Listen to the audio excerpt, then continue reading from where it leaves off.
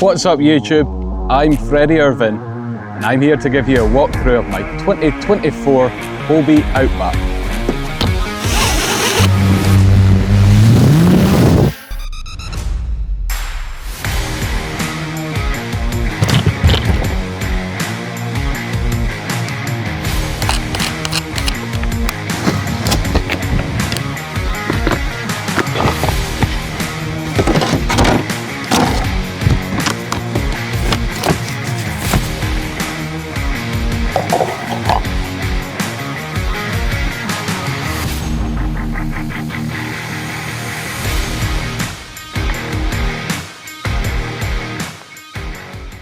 So in today's video, what I want to do is just tell you a little bit about the kayak as standard, the way it comes off the shelf, and then I'm going to go into any upgrades and modifications that I've made.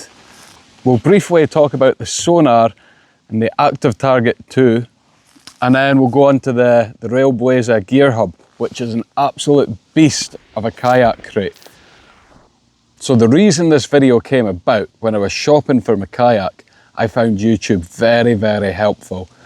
I watched a million different videos on Hobie Outbacks, and this really helped me make the decision why I chose the Hobie Outback over any other kayak. And really what it boiled down to was two things: stability and spec. Stability, thanks to its W-shaped hull, is second to none, and the spec, you've just got to look at an Outback and you'll see how heavily kitted out it is. They're probably one of the most versatile, spec'd out kayaks on the market. I say versatile because there is kayaks out there that's a little bit higher spec, but they weigh twice the weight. The Outback, coming in at 38 kgs hull only and 47 kgs rigged, is one of the most versatile, spec'd out kayaks on the market. Now, one thing that I was very certain of when I was going for a kayak is it had to be pedal drive. A lot of waters here in Scotland have outboard bans, and with a pedal drive kayak, it's a nice way to get around these waters, cover a lot of water. It's a bit of exercise as well. So what makes Hobie's propulsion system so unique over other pedal drive kayaks on the market is the Mirage drive. With other pedal drives, you'll have your pedals up here, and below deck you'll have a propeller which can easily get choked up on weed.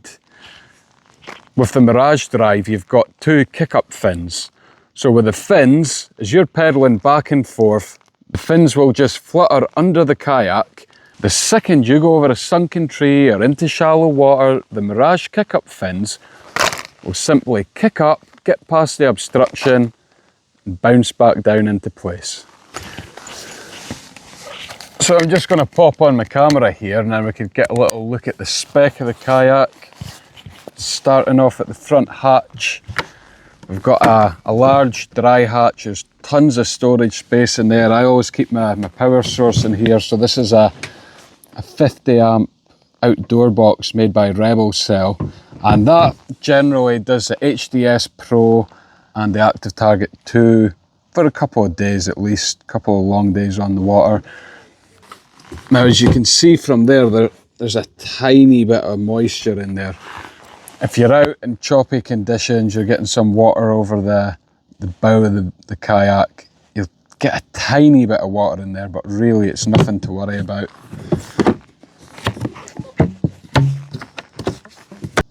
After that, I've mounted a couple of Railblaza HD starports.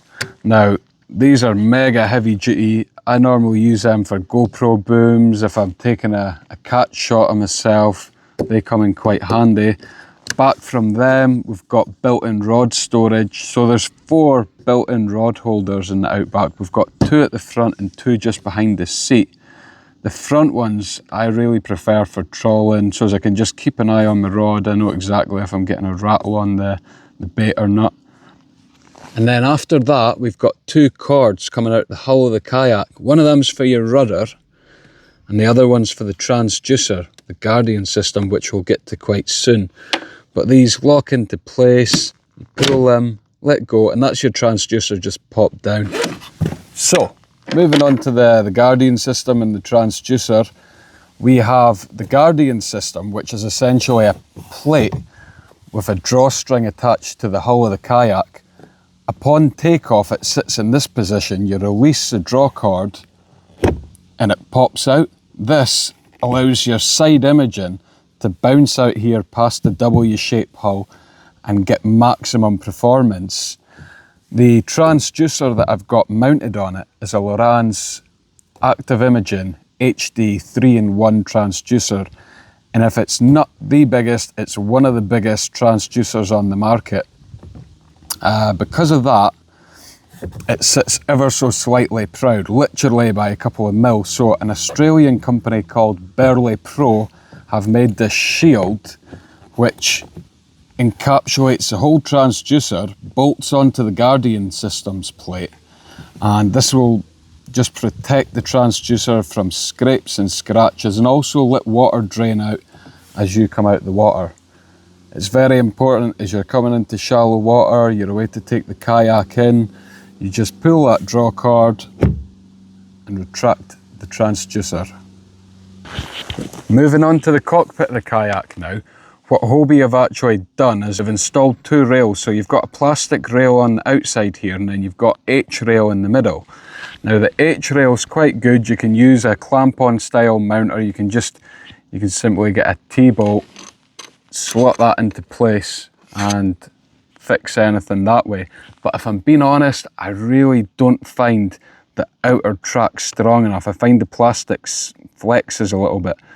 So what I've actually done here is I've cut a 5mm thick piece of aluminium plate. I've drilled 4 holes in it and I've utilised both tracks.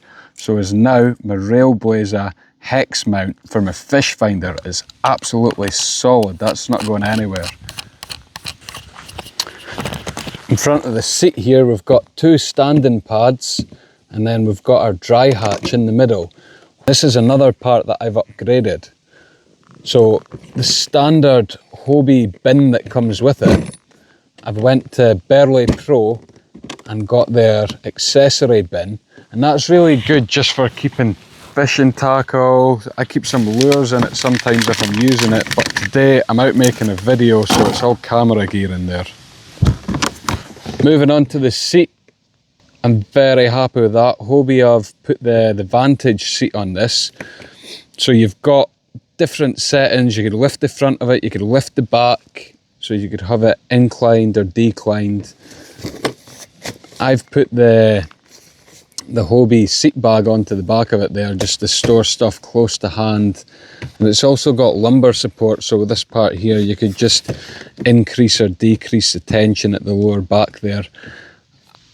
So it's taken me a lot of playing about different configurations to get it working for me the way I want it to work. But with having my fish finder here, my hex pole live, a camera in front of me, everything's close to hand and it seems to be working really well. So moving on to the fish finder and the power supply for the kayak, Hobie have integrated waterproof outlets for any cables you want to run in the kayak. So the first one is for the transducer. This runs from here down into the hull and comes out at the Guardian system. And the other 2 are power sockets. I've got 2 on this side and 1 on that side. They run back to the dry hatch at the front and link up to the 50 amp outdoor box via an Anderson connection. So with these, what I can now do is connect my active target. And in this setup, what I've got is a power cable going in, then it splits 2 ways in here. One of the ways goes back to the active target 2 unit, and the other way powers up the HDS Pro unit. So we just run this down the side of the seat and into the back of the unit. And this just leaves the connection for the power, which is an IP68 socket. Screw this on, it's got O-rings in there, so you're not going to get any water ingress. So One thing I will say, you haven't seen any inline fuses on this system. I've got them tucked away in here. There's one going to the Active Target 2 back box and one going to the Lowrance HDS Pro unit. And with inline fuses, they just protect your expensive equipment against any power surges. So the whole reason I've got this cable system and the Active Target 2 back box mounted to the gear hub is so that I'm not restricted to only using it on the kayak. I've got another Railblaza hex port on top of the gear hub, and if I want, I could put the whole lot together as one unit, drop it into a higher boat, and I'm away fishing. One feature that I absolutely love about the HDS Pro is that it runs with CMAPS cards. So with these, I've got a card installed into this, I've got another card installed into my Eagle 7 that I take saltwater fishing, and I've also got the app on my phone. And between all three of them, they all sync up to my account, which means I can access any exact area that I've been fishing with the click of a button. Moving on to the Railblaza Gear Hub now, and I have accessorised this thing beyond belief. We've got the Active Target 2 back box installed to the back of it, which not only is it going to help me be mobile, but it's also going to prevent the unit from overheating back here because it's not stored in an internal storage space. After that, we've got 4 built-in rod holders as standard. So with these, you just drop the rod into it. They actually lock the reels in place as well, and there are little bungees to secure your rods. I've also installed an extra 4 Railblaza rod holders, so they sit on the outside of it. With the additional Railblaza rod storage, you've also got space here just to store some lures, some bits and bobs of terminal tackle. And with the bungees on the back of the Outback, I just use this to secure the crate in case that was ever to tip over. Going to the front of the crate now, we've got the Railblaza tackle caddy, which comes in very handy situated here. I could just reach behind me. I keep some lures in there, I've got some bigger lures in there. And then also I can keep tools on the front of it. So I've got my pliers, my scissors, forceps, everything close to hand just at the back of my seat. The hex port mount comes in handy if I want to have the fish finder on here, if I'm taking it on a higher boat. And the starport mount comes in handy just to either store a camera boom, or today I've got my Railblaza high visibility flag, and I've got my navigation lights on there as well. So having a brief look inside the Railblaza Gear Hub, this is just handy for carrying miscellaneous bits and bobs. I've got anchor rope and an anchor in there. I've got the Weston drift sock, which is very handy when I'm using the Active Target 2 live, just to slow down my drift and give me a little bit more time on the fish. Keep a towel, an Explore cam in there, so if I want to film some underwater footage. I've got some leader material, and I've also got some additional rod holders, which I'll get onto in 2 seconds. With the additional rod holders, sometimes when you're taking the kayak to and from the water, you're going through overgrown trees, and you don't want all the rods sticking out the top of the kayak because they're just going to catch on branches. So with these, I'll drop them into the 2 starports and take all my rods out the crate, get them into here, and this just stops them getting damaged as I'm getting down to the water. Once I'm down at the water, I could pull them back out and pop them back in the crate.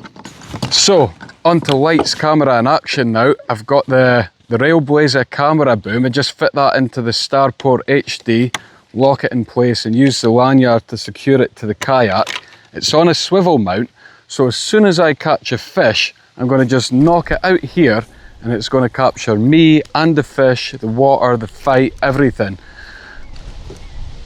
Now, a feature on the DJI Osmo 5 Pros that I find very, very handy is the 2-minute pre-record facility.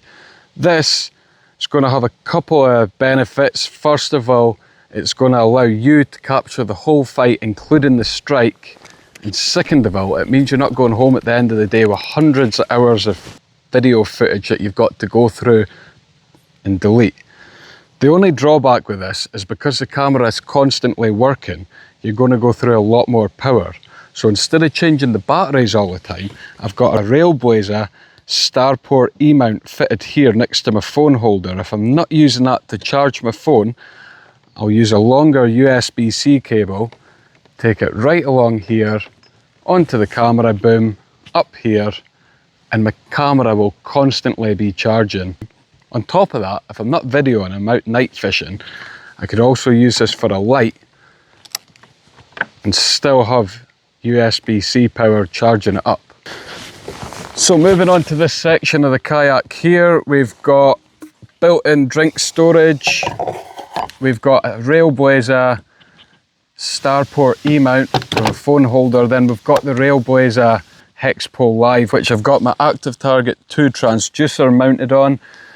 We've got another storage bin just for putting some lures, keeping essentials close to hand, and then we've got another camera boom up there. Well folks, that's about a wrap for today. Thank you very much for taking the time to tune in, and if you enjoyed the video, please feel free to like and subscribe.